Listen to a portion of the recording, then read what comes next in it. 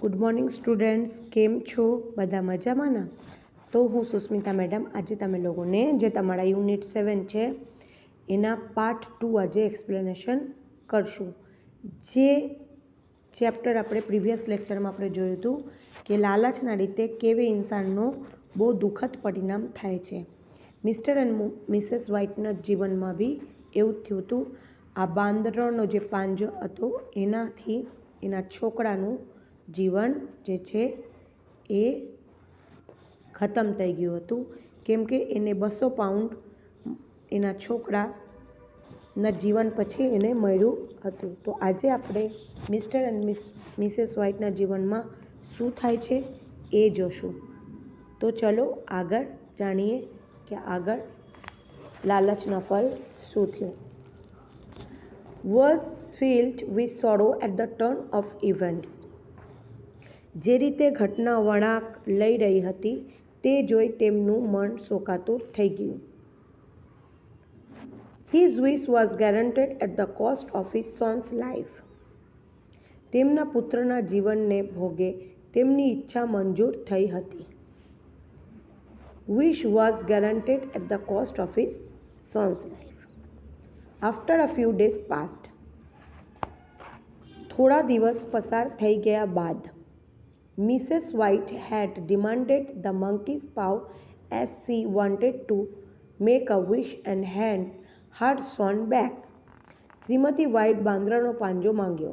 તેની બધું એક ઈચ્છા કરી તેના દીકરાને પરત મેળવવા ઈચ્છતી હતી. I want it, she said. Why? મારે એ જોઈએ છે, તેણીએ કહ્યું. શા માટે? I only just thought of it, she said hysterically.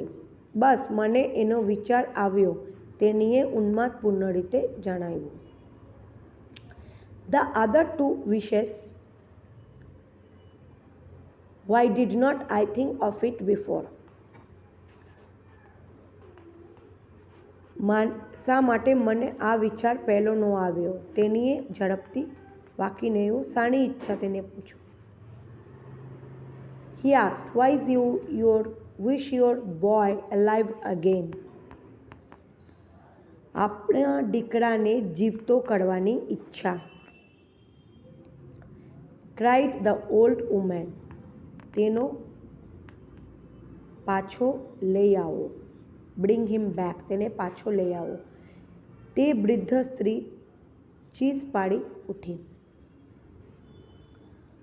Mr. White explained that not only had Herbert been dead 10 days, but also that his body had been decayed beyond recognition. Shriman white સમજાવ્યું કે Herbert માત્ર 10 દિવસ પહેલાં જ મૃત્યુ પામ્યો એટલું જ નથી, અત્યારે તો તેનું શરીર પણ ઓળખાય નહીં એટલી હદે સડી ગયું છે. But his wife pulled him towards the door. Bring him back. પણ તેમની પત્ની તેમને દરવાજા તરફ ખેંચીને લઈ ગઈ. તેને પાછો લઈ આવો. Do you think I am frightened of my own son? શું તમને એવું લાગે છે કે મને મારા દીકરાનો ડર લાગશે? Mr. White took out the monkey's paw and raised his hand. I wish my son alive again. Shriman White વાંદરાનો પંજો કાઢ્યો અને તેમનો હાથ ઊંચો કર્યો. મારી ઈચ્છા છે કે મારી દીકરી પુનર્જીવિત થાય. દીકરો પુનર્જીવિત થાય એ વિશ માંગ્યો. The paw fell on the floor and after few moments a knock was heard at the floor. પાંજો જમીન પર પડી ગયો અને થોડી ક્ષણો બાદ દરવાજે ટકોરા સંભળાયા. આ કોણ હોઈ શકે? That's mud, inquired Mr. White. Shriman white જાણવા પૂછ્યું. That must be my son, replied the old lady and ran towards the door. એ જરૂર મારો દીકરો હોવું જ જોઈએ, વૃદ્ધાએ જવાબ આપ્યો અને દરવાજા તરફ દોડી ગઈ. Don't let it in, for God sakes, cried mister white.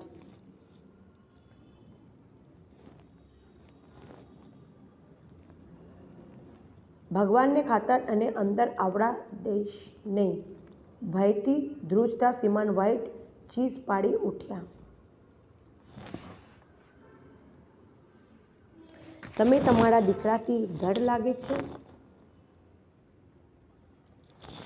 You are afraid of your own son. તમે તમારા દીકરાથી ડર લાગે છે? Let me go, I am coming, Herbert, I am coming.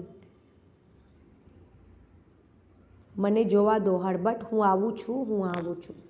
Mister White searched frantically for the monkey's paw, fearful of what is likely happen as the hair and chain rattle back and the bottom bolt drawn slowly and swiftly from the socket. He found the paw and made his the third and last wish. Shriman white જે થવાનું હતું તેના ભયથી બેબાકાણા વણી બાંદરાનો પંજો શોધવા લાગ્યા. જેવા એમણે સાંકળનો ખડખડાટ અને ખમખમાડતી ધીમે સ્થિરાથી આગળ નીકળવાનો અવાજ સંભળાયો કે તરત જે તેમણે પંજો ઉઠાવી ત્રીજા અને અંતિમ ઈચ્છા વ્યક્ત કરી. The sound of knocking stopped at once. Thought its echoes could be heard within the house. Suddenly there were sound of crackers and thunder. The house started collapsing. The roof, walls and staircase started falling down. They rushed towards the ground and sighed in the disappointed, and then ran towards main gate of the villa. તરત જે ટોકડાનો અવાજ બંધ થઈ ગયો ને જે કે તે ઘરની અંદર તેના પડદા હજુ સંભાળતા હતા. એકાએક ગર્જના થવા લાગી અને દિવાલોમાં તિરાડો પડવા શરૂ થઈ. ઘર જમીનદોસ્ત થવું શરૂ થયું. છાપરું, દિવાળો અને સીરી તૂટી પડવા લાગ્યા. એ લોકો શ્રીમાન વ્હાઇટ અને તેમના પત્ની ખુલ્લા મેદાન તરફ ઘસી ગયા. હતાશામાં નિરાશ નાખવા લાગ્યા અને ઘરના મુખ્ય દરવાજા તરફ દોડી ગયા. Outside the street lamp was flickering. તરત જે છે એના તરફ ઘસી ગયા અને હતાશમાં નિરાશા નાખવા લાગ્યા અને ઘરના મુખ્ય દરવાજા તરફ દોડી ગયા. Outside the street lamp was spreading its light over a calm and empty road. The empty road એટલે ખાલી રસ્તો. The spell of the monkey's paw had worked. બહારની બાજુઓ શેરીમાં વધતી શાંત અને ખાલીખામ રસ્તા પર પોતાની ઉજાસ ફેલાવી રહી હતી. બાંદરાના જે પંજાનું કામણ તેનું કામ કરી ચૂક્યો હતું.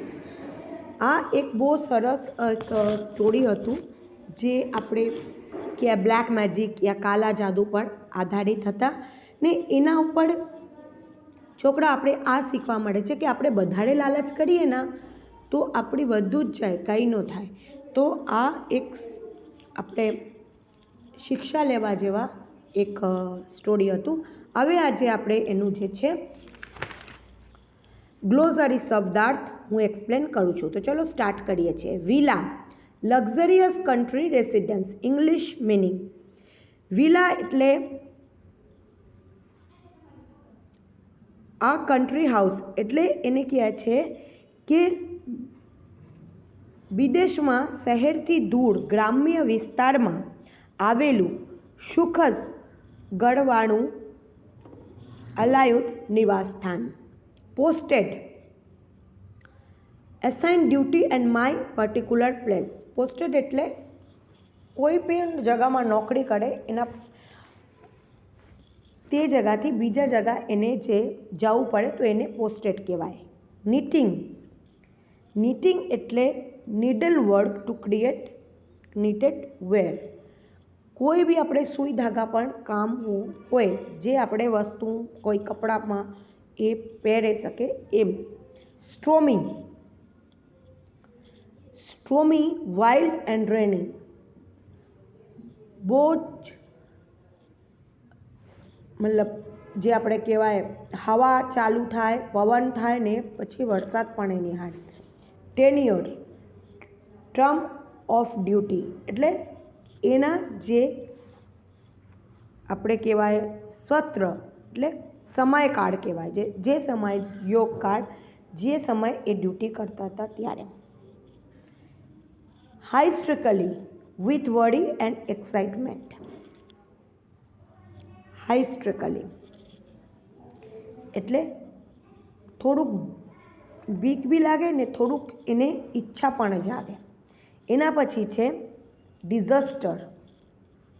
ડિઝાસ્ટર એટલે ઇંગ્લિશ ટુ ઇંગ્લિશ મિનિંગ થાય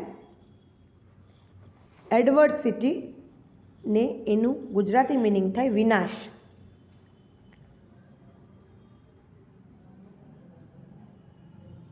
સ્પેલ.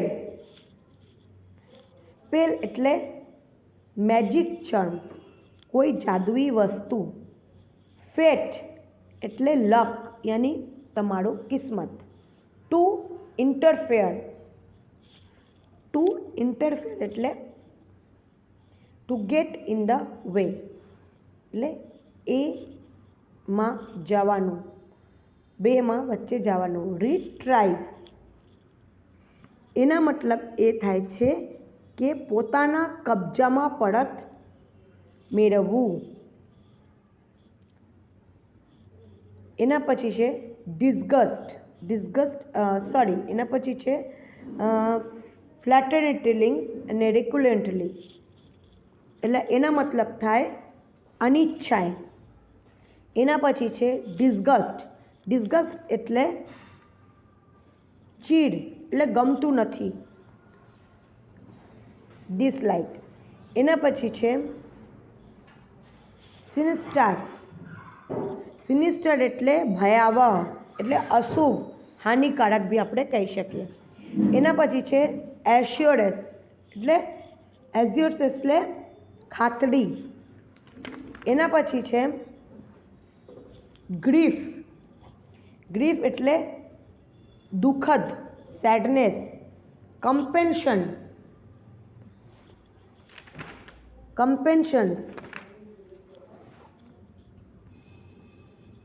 એના મતલબ છે કશુંક નુકસાન થયા બદલનું વળતર. એના પછી છે ફ્રેક્નિટિકલી એટલે વરીડલી એટલે બહુ ચિંતિત થવું, સાઇડ. એના મતલબ છે ગ્રોન્સ્ડ એટલે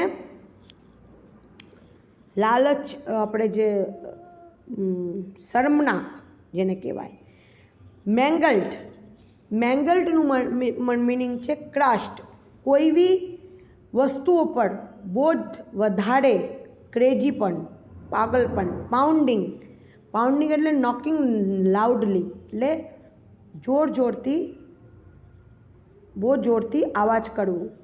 સ્ટ્રીડનલી. સ્ટ્રીડનલીનો મતલબ છે લાઉડલી એટલે એવી જોરથી. ટેલિઝમન મેજિકલ ઓબ્જેક્ટ કોઈ જાદુઈ વસ્તુ. હવે એના કમ્પેરિઝન જે છે આપણે જોઈ લેશું. Draw straight line under the sentence you felt happy about and a zigzag line under the sentence you felt unhappy about. Felt unhappy and felt happy એમાં છે જો પહેલાં સર્જન્ટ. પહેલાંનું જો સર્જન્ટ. Sergeant Modis, a family friend, was back from India. પહેલાંનું આવે સર્જન્ટ MODIS, a family friend, was back from India. એના was a no more. ફર્સ્ટનું એની સામે જ બીજા ફેલ્ટ અનહેપીમાં sergeant threw the paw upon the fire. Sergeant threw the paw upon the fire.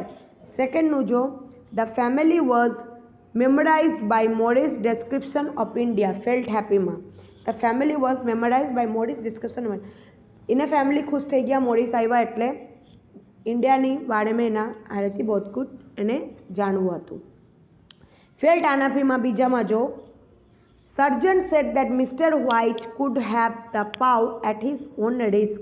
સર્જન મોડિસે કીધું mister વ્હાઇટને કે તમે આ પાવ રાખો છો તમારા પોતાનું જિમ્મેદારી ઉપર. ત્રીજામાં ફેલ્ટ હેપીમાં mister White retired the paw. Mister White જે છે એ પાવને એને દઈ દીધું.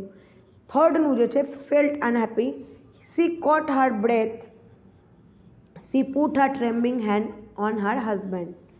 તે તેના જે સાસને પકડી રાખ્યું એને હસબન્ડના હાથના ઉપર રાખ્યા. ફોર્થનું I wish my son alive again.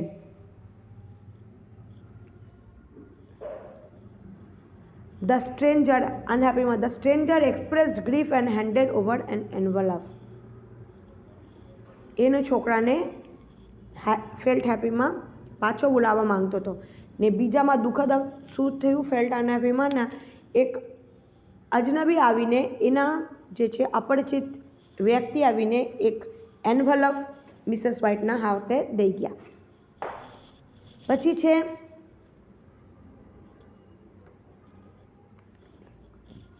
હવે જે છે C.1.2 થઈ ગયું. જોઈન ધ પેયર્સમાં ઠીક છે. ફેલ્ટ હેપી ને અનહેપી. હવે જો છે આપણે 4 સેન્ટેન્સ લખ્યું. હવે C.1.2માં join the pairs. Sergeant has come back from India. હવે આપણે 1 2 કરીને 1 2 3 4 કરી લીધું. આ બાજુ બી 1 2 3 4 કરી લીધું. હવે 1 છે માનો કે સર્જન્ટ, એના હારે 2 બીમાં આપણે કરવાનું છે has come back from India. A fakir put a spell on the monkey's paw. ફોર્થનું સેકન્ડ હારે ફોર્થનું mister White wanted to try the monkey's paw. પાંચમું ત્રીજા હારે પાંચમું હળવટ was no more. ચોથા હારે પહેલું a stranger brought a sad news. એટલે પાંચમું હારે ત્રીજું. હવે આપણે એના પછી C.1.3 જોઈ લઈશું. Replace the underlined words with words in the read using dictionary. Given reason for the statements. The family was fascinated. એના નીચે અંડરલાઇન્ડ છે. એના જ્યાં ફેસિનેટેડ છે અહીંયાનું આન્સર આવે છે પહેલાંનું. The family was memorized because of the descriptions Morris gave about India. હું એક્સપ્લેન કરું છું પહેલાંનું answer. The family was mesmerised because of the description Morris gave about India. બીજાનું જો the old man gave some amount to the couple as reward. The old man gave some amount to the couple as a compensations because mister White in his wish had asked for £200 holding the monkey's paw. બીજાનું answer જો the old man gave some amount to the couple as a compensation because mister White in his wish had asked for 200 holding the monkey's paw. ત્રીજામાં જો mister White became comatose. Answer આવે છે mister White became unconscious. Mister White became unconscious because it was confirmed that he received the amount had wished for. Mr. White became unconscious because it was confirmed that he received the amount he had wished for. Fourth nu jo Herbert's body was decayed beyond dictation. Herbert's body been decayed beyond recognition because he had been dead 10 days before. Fourth nu આવે છે Herbert's body had been decayed beyond recognition because he had been dead 10 days before. પાંચમાનું જો Mr. White was shivering in fear after demanding his second wish did not want to allow its ghost. Mr. White was shivering in fear after demanding his second wish did not want to allow his ghost in. છઠ્ઠાનું mister White fell on the ground and sighed in despair. 6નું answer આવે છે they rushed towards the ground and sight is disappointed because it house and started collapsing. They rushed towards the ground and sighed, then disappointed because the house and started collapsing. હવે C.1.4 True false. Sergeant Morris did not like India. False. Sergeant Morris ઇન્ડિયાને બહુ પસંદ કરતો હતો એટલે આ false.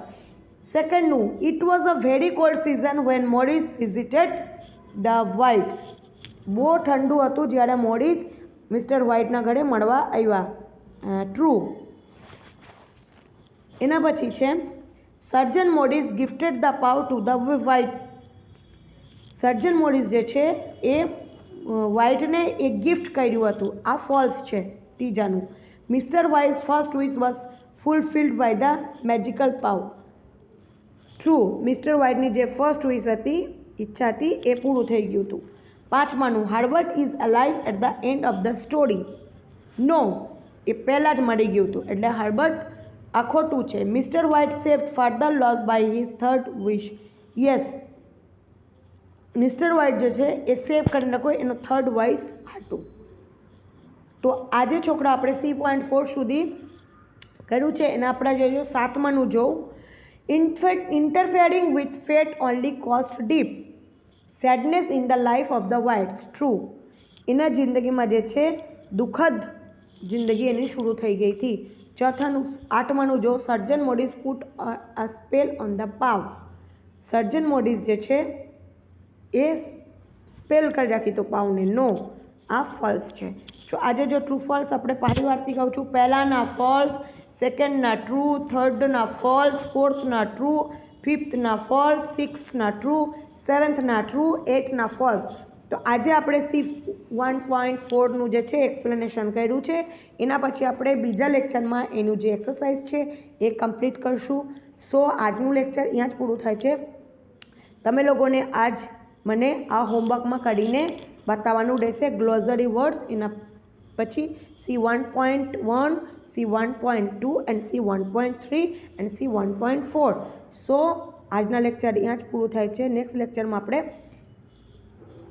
Next exercise જે છે એનું આ ચેપ્ટરનું એક્સપ્લેનેશન કરશું. સો take care yourself. Good bye all. Stay safe. Stay